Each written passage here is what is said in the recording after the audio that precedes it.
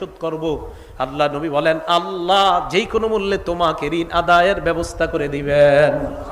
এটা বিশ্বাস রাখেন। নবীজি বলছেন, কেউ যদি কারো কাছ থেকে এই নিয়তে ঋণ নেয় যে আল্লাহ আমি তার ঋণটা যে কোনো ভাবে হোক দিব, রাসূল সাল্লাল্লাহু আলাইহি সাল্লাম বলেন অবশ্যই আল্লাহ পাক রব্বুল আলামিন তাকে ঋণ পরিশোধের ব্যবস্থা করে দিবেন।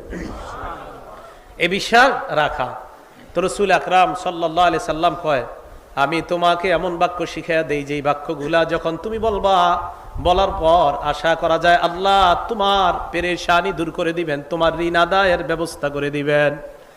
এবার আল্লাহ নবী বললেন, ইদা আসবাহতা ওয়া ইদা আমসাইতা, যখন তুমি সকাল করো সন্ধ্যা করো, এর মানে ফজরের নামাজের পর মাগরিবের নামাজের পর তুমি এই দোয়াটা পড়বা, আল্লাহুম্মা ইন্নী আউযু বিকা মিনাল হাম্মি ওয়াল হাজান।